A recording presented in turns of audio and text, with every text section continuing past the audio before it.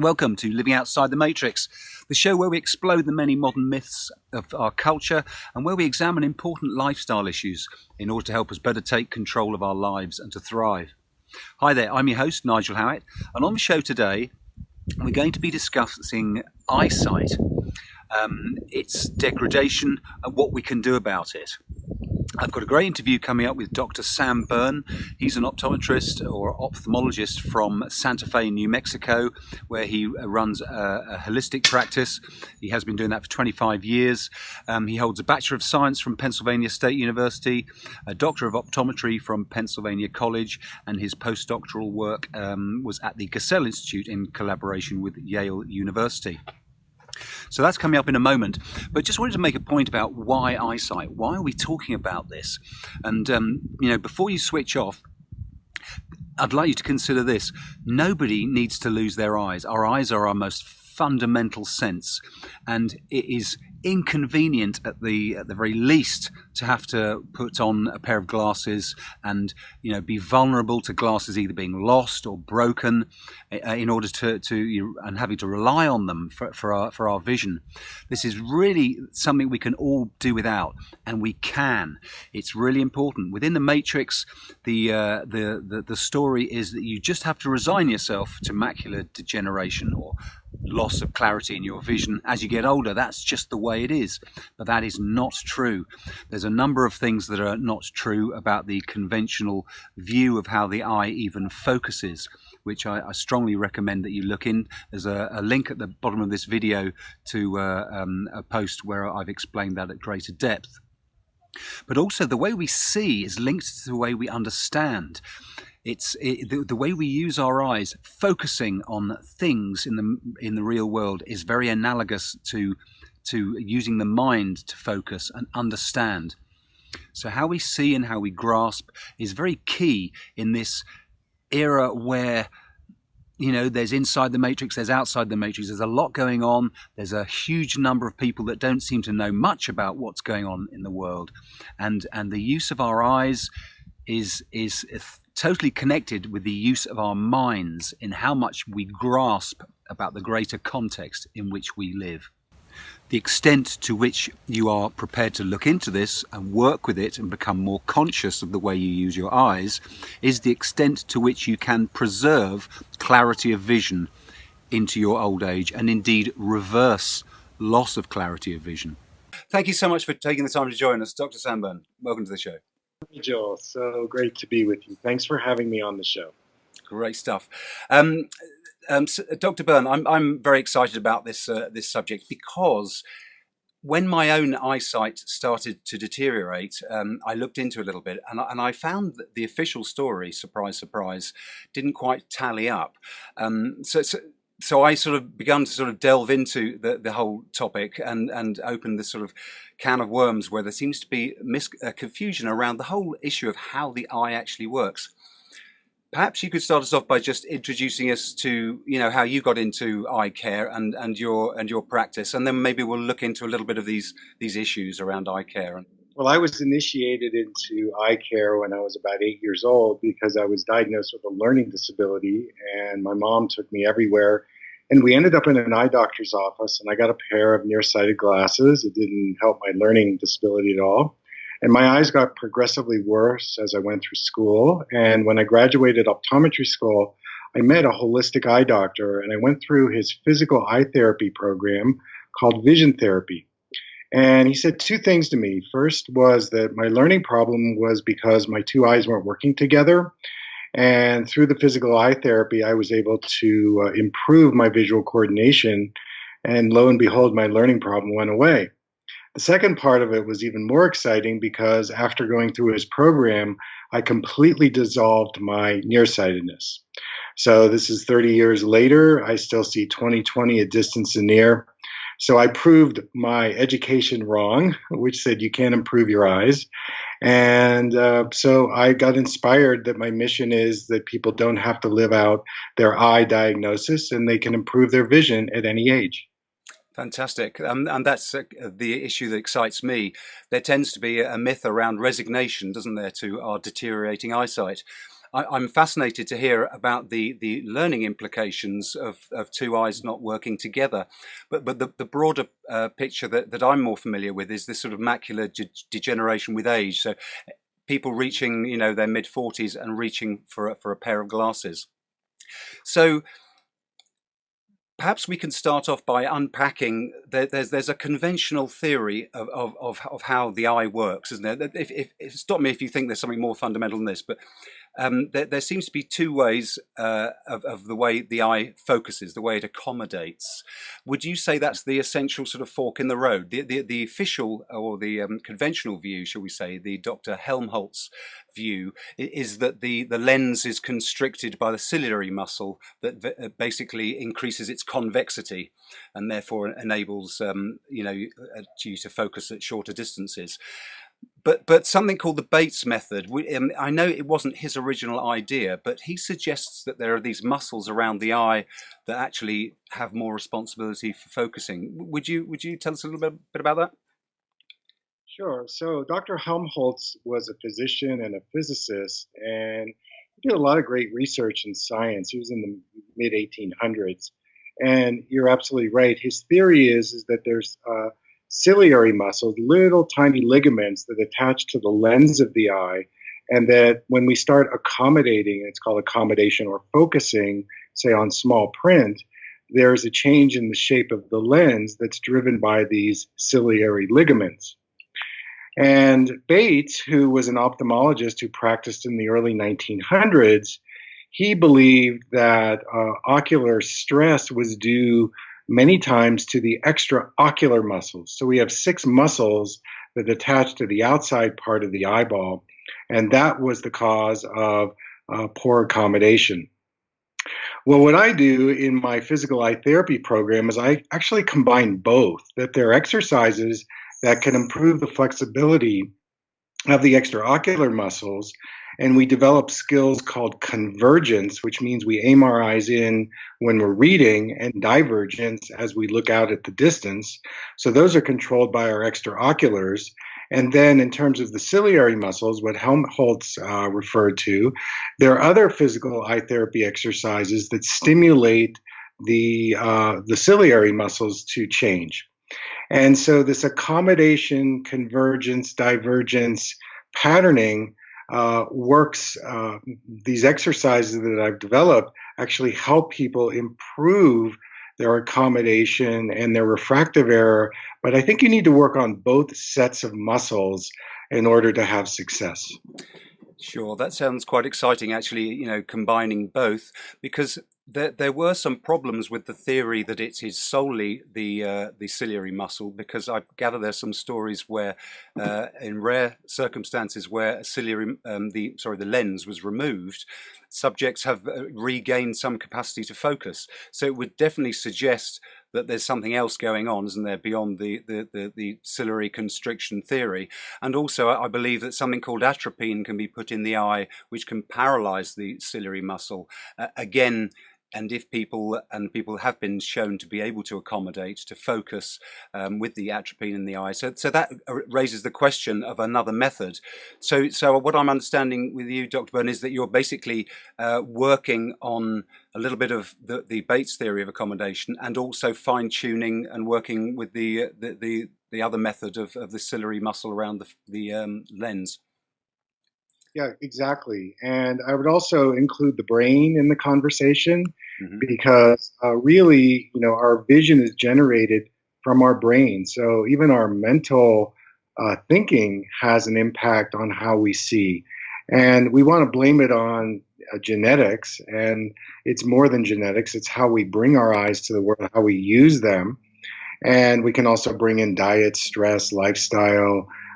So there are many factors that I take into account. So I'm truly holistic, because I definitely include the allopathic perspective, but also the alternative complementary. And as we get more into this, you'll understand that vision is a whole body process, and you can learn and develop it at any age, even if you're given a diagnosis or there's some deterioration going on. Excellent. So, as we get older, I suppose is usually the case, although eyesight can deteriorate at any age. With the majority of people, it tends to be as they get older, they find it harder to focus, either in the long distance or the short distance. And there are various other conditions that perhaps you can share with us, glaucomas and various things like that, cataracts. What do you think is the can you give us some information about why our eyesight deteriorates? What is it you think about, lifestyle factors, diet, what's the whole picture? Mhm. Well, the eyes, and especially the retina, they have one of the highest metabolic needs of the body, and they're full of blood vessels. And what happens with the eyes, especially as we age, as we have less oxygenation and hydration going through those blood vessels, consequently, metabolic waste or free radicals start to accumulate in these very sensitive areas of the eyes: the cornea, the lens, the macula, the vitreous, the circulation of the eye. So this oxidative stress is a big factor on why our eyes let us down. And then, of course, if we're eating foods that are highly processed, sugar, gluten, dairy, these particular things create inflammation, not only systemically, but also in the eyes as well. There's a connection between our thyroid gland and our eyes, our adrenals and our eyes. So if we have a metabolic disturbance, that could cause things like dry eye syndrome, which is a big issue today. And then, of course, how we use our eyes. I just read a statistic, like 3 billion people globally are using the internet. And so using these digital devices is really having a big toll on deteriorating our eyesight. So those are some of the factors. I'll add one more, and that's if we take pharmaceutical drugs. So certain drugs, things like prednisone or antidepressants, even non-steroidal anti-inflammatory drugs, these can have a negative effect on our eyes. So we want to be really careful about what pharmaceutical drugs we're taking, because this can cause a deterioration in our eyesight as well. Okay. So I suppose with the use of screens and devices, as you mentioned there, that is a huge change to everybody's lifestyle within a very short period of time. How is it that? What do you think it is about the effect of looking at a screen? Is it what Bates referred to as sort of tending to see too much at once, diffusing that focal point, or are there factors to do with focusing up close at a screen and yet the eye is necessarily thinking that you're looking through the screen into the picture, that it has depth of field? So what's going on with the eye there? Is it trying to focus in the near field, or is it what's going on there? Okay, so let's start with this, that any pattern movement in the eyes is a closed system. And over time, when you make the same movement over and over again, and it's an isolated movement, it doesn't include the whole body, there's going to be a breakdown in the tissue somewhere. And I talk about digital devices as focusing in a way where there's visual confinement, where you're focused at one distance for a long period of time. And then if you couple that with the blue light pollution that comes off these digital devices, there's some pretty significant research now that blue light has a negative effect on our health. And it also is a contributing factor to macular degeneration. So protecting your eyes from the blue light is critical. And there's a practice that I recommend for people called the 20-20-20 rule. Every 20 minutes, look up at 20 feet and do that 20 seconds. Because you want to break the trance of looking at your digital devices for hours and hours. Your eyes need to look into the distance as well as look up close. Exactly. And, these are some basic things. Of course, hydrating, making sure you're drinking enough water, getting enough, really good antioxidants in your diet. Getting enough fats and oils. These are really, really important. And then, because of my physical eye therapy, there are eye exercises that you can do that can actually improve the eye circulation and discharge the visual stress that is a contributing factor to why our eyes are letting us down. Okay. I might add to that if anybody's interested in blocking blue light, you can easily get a pair of blue light blockers from Amazon. I think they're about they're about $10, something like that. So very accessible to remediate against blue computer screen light. At least that's interesting. That could also be a function, in our deteriorating eyesight. So, Right. yep, go on. I also think that there's studies out there that show that there's actually blue light damage from being out in the sun too long. And we've always thought of ultraviolet light as damaging, but also the blue light is another factor. Now, here in the desert Southwest, I do recommend polarized sunglasses, UV protection, especially if you've had cataract surgery, because when they take the lens out of the eye and they put in the plastic lens, it doesn't have the pigment to block the natural blue light that our original hardware has. So people aren't told that. And a year after cataract surgery, they may start developing macular degeneration. So it's good to note when you have cataract surgery, you want to get a pair of blue blockers so you're protecting your macula from any damage. Okay, thank you for that. So what degree do you think, Dr. Berne, of macular degeneration is due to what you could call functional misuse of the eye? The thing that Bates referred to as sort of trying to see a whole object at once. Mhm. I guess maybe you can shed some more light on this for the listeners as well. But I make the analogy when you're reading, you tend to sort of see a whole word at once rather than look at any particular point of the word. And I think it's important to remember that if we want our eyes to be able to focus on tiny things up close, it seems to me that we have to develop that as a habit of use. But I notice with myself, a lot of the time when I'm reading, I'm almost seeing whole words at once.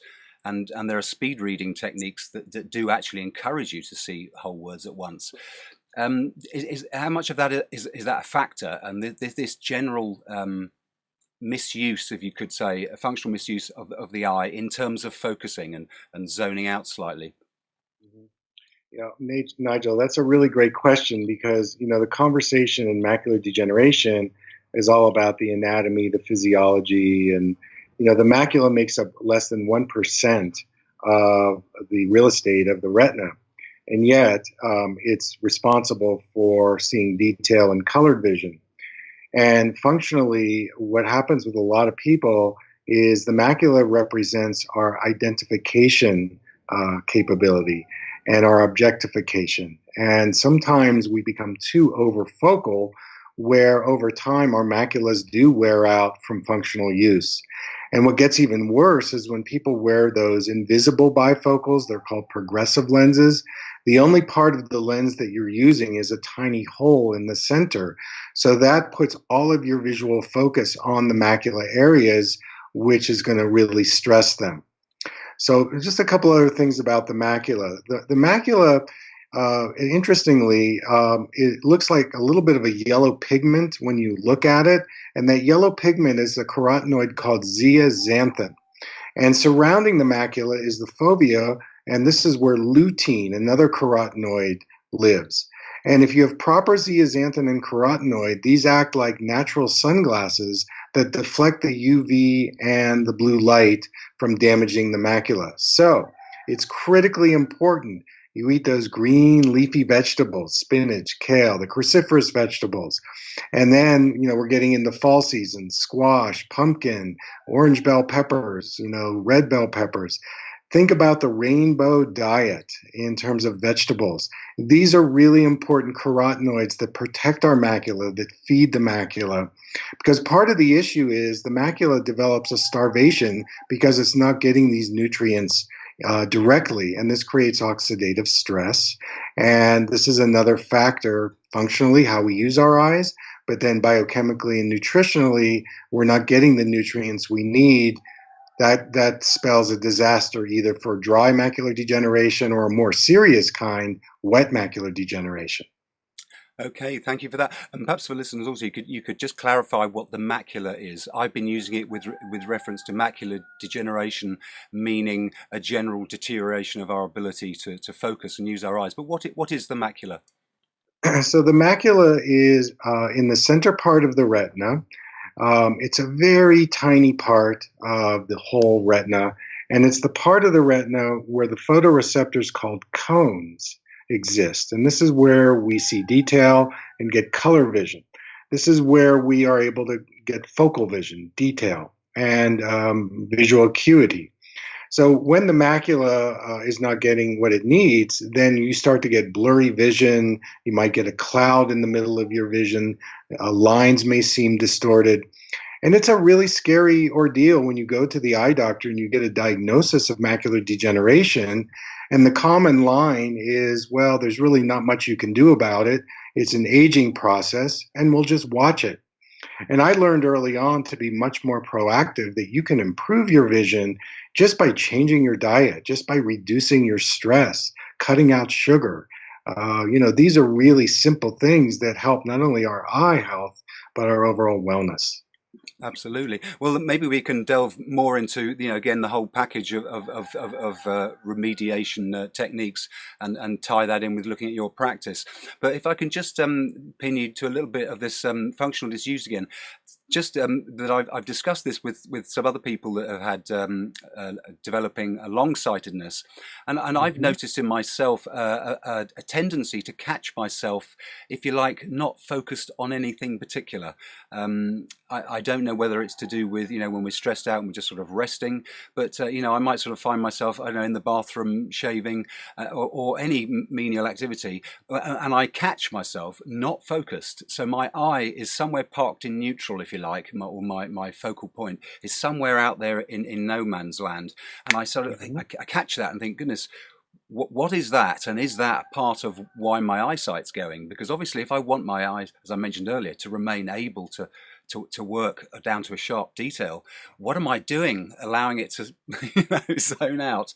Is that something that you have heard through your patients and through your experience? Well, really efficient concentration or focus is putting your mind and your eyes on the same thing at the same time with peripheral awareness, and doing that effortlessly. And one of the practices that we recommend is, instead of you looking at an object, invite the object to look at you.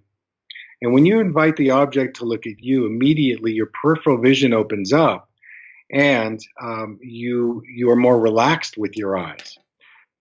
So when your mind and eyes split in the focus, you're not really exercising your eyes in a positive way. Bates had this exercise called eye scan, where you would actually trace letters out there at 20 feet. And it's interesting, when you start tracing your eyes around objects, it really does engage the mind and the eyes to work better. And you want to be aware of your breathing. You want to be aware of your blinking. The more you can be aware of your body while you're focusing, that takes the pressure off the eyes having to do everything. Wow, I love that. It's sort of all-round conscious vision, isn't it? I kind of make the analogy between looking and seeing. It's a bit like sort of hearing music and really listening to it, isn't it? That difference. It seems to me like the focal point sort of could be considered analogous to the conscious mind, and your point of where you're thinking about, and the peripheral vision is like the context, isn't it? Because everything you see, everything you look at, everything you focus on, should we say, sits in the context of your peripheral vision. But that's another whole topic, isn't it? The mental link or the psychological link, would you say, to the eye, is that something that you talk to your patients about? Well, they actually talk to me about it. And over the years, they've told me that short-sightedness or nearsightedness is about pulling the world in, tightening the eyes, and it's about being fear-based, having some fear and not trusting what one sees. In farsightedness, that's about the focal point being pushed way out there, really far away. And it's almost like future seeing, being able to see the big picture, but not being able to come into detail. And, they tell me that's related to being angry, having some anger around that particular situation. And astigmatism is where they're in both places at the same time. Part of their focal point comes in, and part of their focal point goes out. So it twists the eye and it creates a distortion. Now, in all of these situations, one of the things I ask people is, well, how old were you when you got your first prescription? And a lot of times they'll say something like, wow, it was really stressful in school, or my grandfather died, or we moved to a new town. And that's a place where the vision begins to shut down because we're confused. It's chaotic. Whatever the psycho-emotional piece is, and we go to the eye doctor, and all he or she is doing is validating our own program, our own response to life. So we get this lens and we start wearing it, and it actually makes things more embedded. That's what happened to me. So as you start improving your vision, and I have some really cool techniques where I challenge people's vision. I have them wear opposite prescriptions or prism glasses or wearing an eye patch. And in doing that, it begins to rebalance and unwind some of the reactions that created their eyes to be in this certain position as it is. And then over time, they can start wearing a reduced prescription that matches their improvement. And it's really cool to see, wow, this is affecting me psychologically, emotionally, physically. It's pretty exciting stuff. Yeah, it sounds brilliant.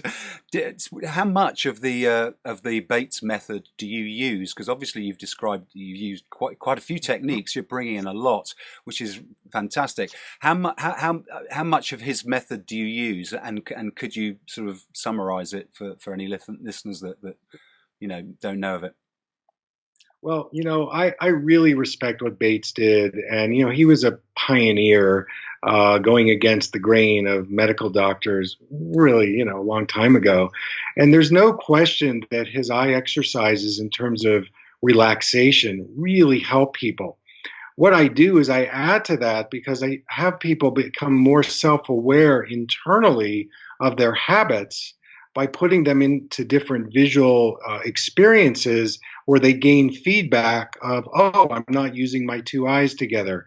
I have double vision and I've got to learn to focus more clearly. So there's lots of ways to do that. One exercise that's a signature exercise of Bates is called palming. And what I've done with palming is I've added humming, that you actually hum while your hands are over your eyes. Because what I have found is that when you make sound and you contain the sound in your body, it actually shakes loose the tension and the stress that the tissue begins to open up. So when you combine palming with humming, it's kind of amplifying that relaxation response. And so I try to combine different modalities that I've learned with what Bates was promoting. And that makes it even sweeter. It's even more effective by combining those things. Absolutely, it's like you picked up the ball and you're running with it in a developmental sort of way. So, Exactly. so do you also use his sort of sketch, blink and breathe? The idea of sketching around items to try to do you want to speak into that at all? You've mentioned obviously breathing and being aware of your blinking, but one aspect of what he was saying was very much this sort of sketching around, wasn't it? Sort of pinpointing and sort of drawing something mentally. Do you encourage patients to do that, whatever their prescription? Okay, so what I do with that is I have them do it with an eye patch and their non-dominant hand. Because I want to get both hemispheres of the brain working together. I'll have them take their prescription glasses off or wear a vision improvement prescription while they're doing the exercise. So I'm adding things to the eyes and to the body to augment what Bates was doing. And so what happens is the results are more effective. They're more accelerated because I'm adding some of the things I learned, like from occupational therapy. I'm also a craniosacral therapist, so I do body work and I understand somatically how the body and the eyes work together. I've studied Chinese medicine and acupuncture. So I bring all of those things into what Bates did as a foundation, and people love the additions that I bring to it because it's even more engaging and it's not so repetitive. And they get much more success out of it much more quickly because I'm adding these different things to it. Wonderful. Yeah, it sounds amazing. The sort of bringing everything together approach. Again, coming back to what I was saying, that sort of, within the matrix out there, everything's just a bit too compartmentalized, isn't it? Our whole approach to healthcare, I think, as people are growing, growing number of people are aware, it's just all too fragmented. And the same problems that with the allopathic model for health in general with your doctor, I think that's to a certain extent the modern eye doctor, the oculist, the ophthalmologist, whatever you refer to them. What do you call yourself? An ophthalmologist, oculist? Holistic optometrist. And what I would say here is what we're debating is the difference between a disease-based model, which is a fix-it model. Gee, I'm in an emergency situation. Help me. And the wellness model, which is, well, change your lifestyle, diet, reduce stress, get more exercise, get out in nature. So in the wellness model, we're not really just chasing symptoms. And I actually think more people are asking for that from their doctor. They're pushing their doctor to include a wellness paradigm in the disease model. And it's very exciting. I'm seeing big changes. And we're not just using pharmaceuticals and surgery. There's other methods that can be done. And patients are getting empowered to say, hey, I don't want pharmaceuticals. Can you give me something?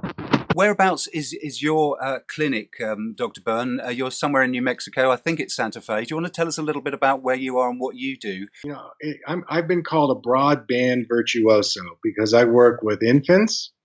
So if they have an eye turn, instead of the parents wanting to do eye muscle surgery, we do craniosacral therapy and we do body-centered eye exercises to help straighten the eyes, and that's so much better than surgery. I work with kids from autism to ADD, so I work with learning, and I have a firsthand experience, at that level.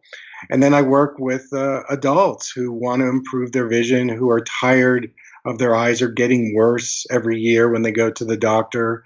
And then I've got the elders who have early stages of cataracts, who don't want to do surgery, so there are methods, nutritional protocols and eye drops that can sometimes reverse early stage cataracts. I help folks who have macular degeneration, glaucoma, a lot of eye disease. And then I work in a clinic one day a month in Albuquerque, which is about 60 miles south of Santa Fe, and it's an autism clinic, and it's an occupational therapy center. And that's fascinating to work with these kids with Down syndrome and, minimal brain dysfunction. They're actually my favorite folks to work with because they totally get the vision piece. I just introduce these stimulants visually and they immediately come alive and it connects their eyes to their body. So it's wide range. It's people that want to improve their vision. I have a Facebook Live that I do every Wednesday night at 6:00 Mountain Time. It's free, and I just do Q&A, and I also have a podcast where I do Q&A as well, and blogs, and I exercise. What's the name of the podcast, Dr. Berne? Eye Clarity Podcast, EYE Clarity Podcast, and I usually put out one once a week. And also there's an eye exercise program that I created for most of the common eye problems out there. It's free. It's 90 days of an eye exercise program if you've got astigmatism, macular degeneration, strabismus, lazy eye.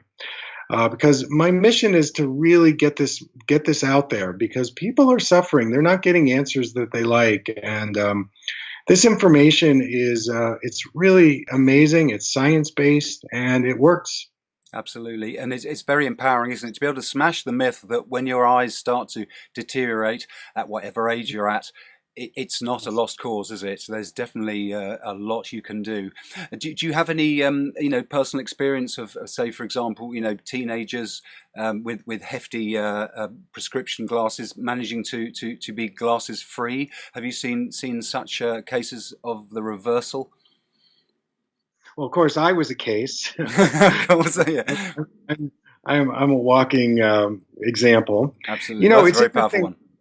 With kids that are developing short-sightedness, myopia. My strategy there is to give them a reduced prescription that they use for reading in the digital devices, and I really help them nutritionally because a lot of times they're not eating very well. And, I'm able to maybe slow down the progression and in some cases maybe reverse it a little bit. But it's a difficult age. We're in adolescence and we're eating lots of junk food and we're out with our friends. But I definitely can support their vision in a better way than their eyes just keep getting worse and worse. But that's a tough age to say you can dissolve your lenses completely. So that's kind of where that's at with that age group. But the general message is that there's no need to have a hopeless sort of attitude towards to your vision deteriorating. It's interesting. I mean, my vision started to deteriorate when I was working as an airline pilot some years ago, and I've managed to reverse a little bit of my developing long sight, and my wife is the opposite. She's short-sighted, and I'm fascinated, by what you were saying earlier about the sort of psychological, mental aspects that come into that. Would you say, as just one last point, would you say that it's a good general practice with our eyes to continually change from focusing in long distance to focusing short distance? Is that one of a good ocular habit, if that's the right way to put it? Definitely doing that and being aware of your body and breathing as you do it. And can you hold the attitude of changing the focus, but inviting the objects to look at you instead of you chasing the objects? Right. You could standing, you could do it balancing, you could do it walking, you could do it walking backwards. So in other words, engage your body while you're using your eyes will accelerate the improvement. But the actual practice that you're naming, absolutely, we want to change our focus. We don't want to be in one position over and over again. Again, that's that closed system that's going to create deterioration over time.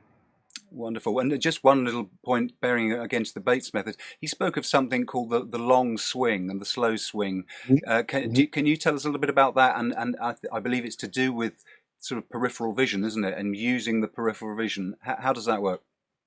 So whenever you start swinging your head and your eyes and your body, you are activating your peripheral vision. And the peripheral vision is the part of our seeing where we actually get depth perception. It's part of our memory. It's part of our balance, our ability to balance. And it's tied into our inner ear, our vestibular system. So when we do long swings, we are stimulating the non-focal part of our seeing, which is dynamite. That's what we want because we're already over-focalized. And if you do that for a few minutes and then you pause, you're going to notice that you see more, your field of vision is much larger, and you're going to feel more relaxed. So that's a great exercise to do in between your digital device work. Mm-hmm. Fantastic. Excellent. Well, you've given us a number of really useful pointers. You've mentioned the metabolic needs of the eye. The actual structure that you've got there must be taken care of with adequate nutrition. We've mentioned a lot of the sort of functional things that you can do. The 20-20-20 rule you mentioned earlier, and again all these psychological or almost sort of philosophical factors that need to be borne in mind when using the eye. So there's an awful lot that we can do, and thank you so much, Dr. Berne, for enlightening us on this broader picture of the eye, and perhaps sort of helping people to see again it's another area of their lives that we can take more control of, that we don't need to feel disempowered about. So thank you so much for sharing your time with us to tell us that message. Remind us again your website where people can contact you. It's www.drsamberne.com. Yeah, come and visit us. It's a great website and a lot of free information on there. Fantastic. Excellent. Well, I do hope you've all got some benefits, listeners, this week to this sort of shattering of the myth that, eyeglasses, it's all downhill from there. It really isn't. So thank you very much for listening, and we'll hopefully you'll tune in again next week. And also, in the meantime, I do encourage you to visit the website, lawfulrebel.com. But meantime, thank you for listening. Be the change you want to see. Be the change you want to see. Be the change you want to see. Be the change you want to see.